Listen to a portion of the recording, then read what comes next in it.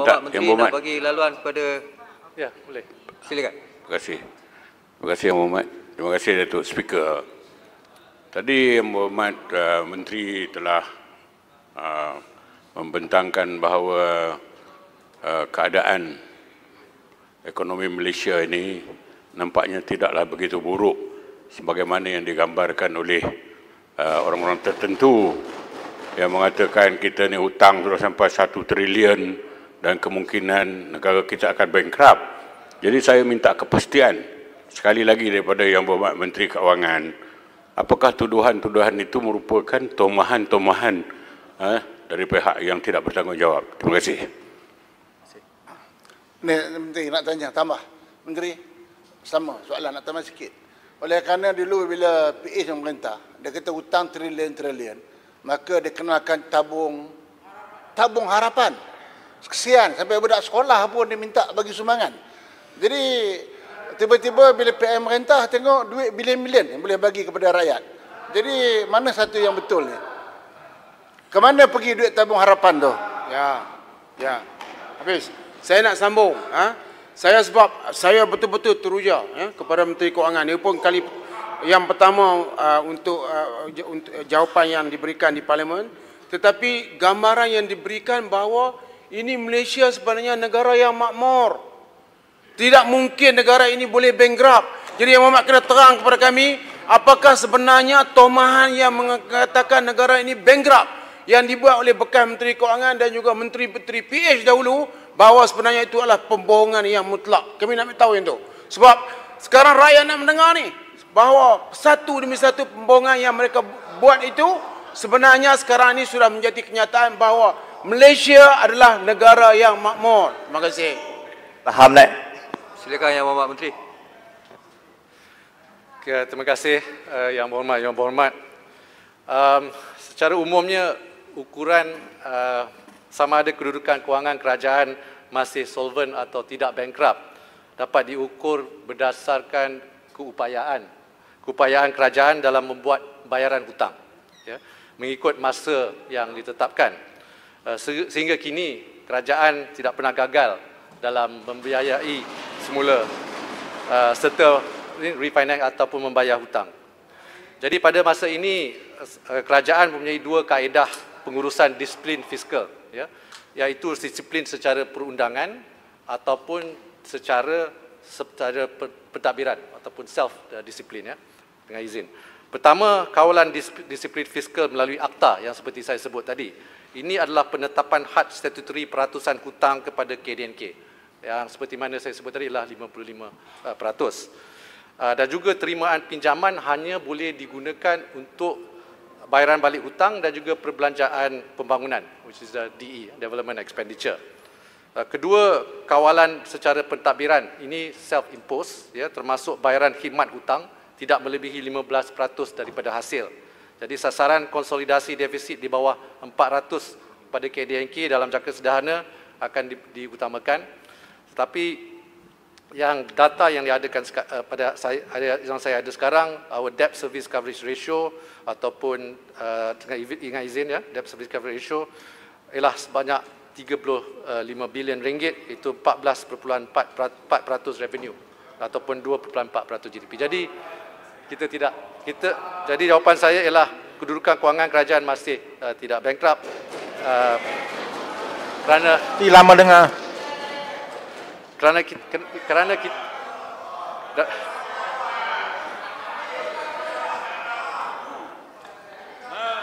Damansara, sudahlah, cukup-cukuplah. Sudah lama sudah cukuplah. Silakan Damansara. Masih Yang Berhormat Menteri, masih Ketua. Soalan yang mungkin perlu dijawab mengikut fakta ialah bila kita mengambil kira hutang negara sebagai 1 trilion, ianya termasuk hutang secara langsung, hutang jaminan yang perlu dibayar oleh kerajaan dan juga hutang melalui projek-projek PPP yang dijalankan oleh Kerajaan Barisan Nasional dulu. So soalan saya senang, soalan saya adakah Kami tahulah, tak payah buka, ajar budak sekolah lah. Yang Berhormat. Pula tak boleh tipu banyak kali. Satu kali Masa dua kali Arau boleh. cakap kita tak kacau. Duduk larang. Yang Muhammad, dipersilakan Yang Muhammad habiskan soalan dahulu. Datuk Speaker dah banyak kali kena dah kita orang ni. Cukup-cukup lah. Duduklah baling, pengacau je. Itu hak dia. Tolong. Dah petang ni. Terima kasih. Soalan saya senang. Adakah hutang-hutang yang saya sebut tadi jumlahnya lebih kurang 1 triliun ringgit? Dan nombor 2, tadi ada hujah bahawa sekarang kerajaan PN banyak duit untuk belanja walaupun dulu kita kata kerajaan nak bankrupt. Saya nak tanya sama ada perbelanjaan yang besar yang dibuat sekarang yang akan dibentangkan dalam akta COVID nanti, adakah ianya berdasarkan pinjaman tambahan yang akan dibuat oleh kerajaan PN? Datangnya daripada pinjaman dan bukan daripada sebarang penjimatan ataupun savings ataupun dana yang sedia ada dalam kerajaan. Bukan pinjaman samurai dah. Itu confirm. Bukan GST yang 9 bilion tu sekali. Menteri. Saya rasa biar Menteri Kewangan nak bagi laluan lagi satu. Biar saya jawab, boleh saya Dia jawab? jawab dulu. Jawab dulu. Jawab. Yang ni ada kena-mena sikit ni Menteri pasal hutang ni. Ada kena-mena pasal hutang ni. Biar saya jawab Yang Jawab Muhammad itu dulu. Damansara dulu. Ya. Okey, terima kasih Yang Muhammad Damansara. Mengenai isu bankrupt tak bankrupt ni saya dah jawab tadi sebenarnya. Ini sama ada sebuah kerajaan itu bankrupt atau tidak, itu bukannya soalan yang patut difikirkanlah. Yang sebenarnya dari segi hutang yang dimaklumkan oleh Yang Berhormat Damansara, sekarang ini pada masa sekarang hutang keseluruhan negara ialah dalam lingkungan 854 bilion ringgit, ya. Hutang langsung, hutang yang lain?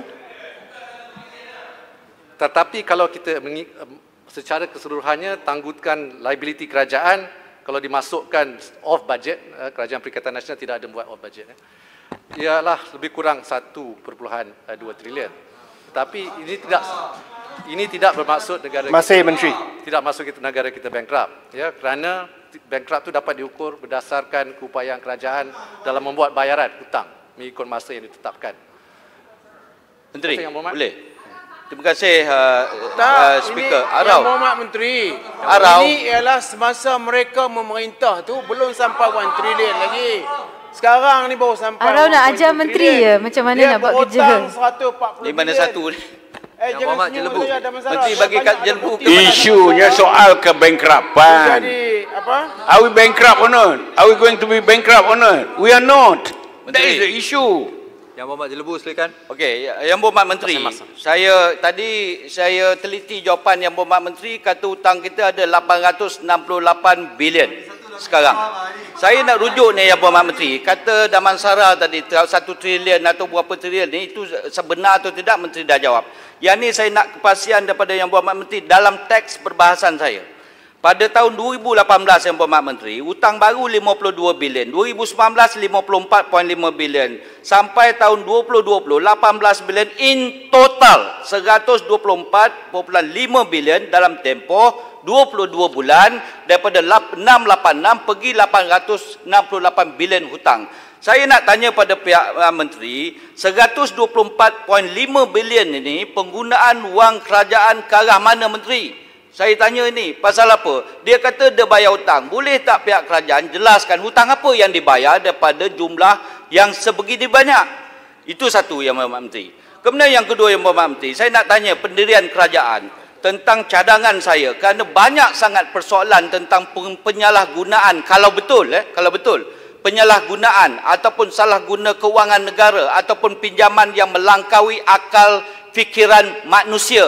Saya nak cadangkan kepada pihak kerajaan supaya kerajaan tubuhkan RCI bagi perbelanjaan bagi tempoh 22 bulan yang berkenaan. Saya minta penjelasan dan pendirian daripada pihak kerajaan. Terima kasih. Sikit aja YB Menteri. Kita cerita pasal hutang ni 854 bilion ke berapa. Berapa aset kerajaan yang kita ada? 1 trilion, 2 trilion, 3 trilion. Kenapa aset ini kita tidak pernah nyatakan kepada rakyat? Pada saya, aset negara kita cukup banyak. sama ada aset alih, aset tidak alih, ya, aset bangunan, aset tanah, macam-macam aset kerajaan ada. Yang penting aset itu berapa, saya nak tanya. Adakah kita pernah kira atau sedang dikira? Terima kasih. Silakan. Terima kasih Yang Berhormat. Sikit saja, Tuan Menteri. Dia Perdana Sara mengatakan bahawa 1 triliun. Kita kena asingkan hutang jaminan kerajaan, maknanya ada asset backing. Ada asset backing. Jaminan kerajaan maknanya hutang itu, kalau hutang itu tak dibayar, barulah kerajaan akan jamin. Tapi hutang itu ada asset backing yang kuat. Dia berjual. Jadi tak boleh kita himpunkan hutang 860 juta dengan 1 triliun. Itu tak benar. Dia mengelirukan rakyat sebenarnya. Kalau kita highlight benda ini, rakyat akan keliru. Jadi kita menteri kena start. Ini jaminan kerajaan, ini ada asset backing yang kuat. Terima kasih, Speaker. Okey. Terima kasih Yang Berhormat. Banyak soalan tu saya nak cuba ingat ni. Yang pertamanya mengenai jumlah hutang. Maybe saya give a clarification here dengan izin ya. Jadi pada kuarter pertama, suku pertama 2020, jumlah hutang Kerajaan Persekutuan ialah 823.8 bilion ringgit. Jaminan komited seperti Yang Berhormat bagi tahu tadi, Yang Berhormat Rompin. Jaminan komited tu ialah 166.9 bilion ringgit, iaitu ada basic projek-projek yang diberi garanti lah oleh pihak kerajaan, dan juga lain-lain liability yang sebanyak 166 bilion ringgit yang selebihnya. Jadi jumlahnya kalau campur hutang kerajaan dan jaminan komited ialah 1.264 bilion ringgit.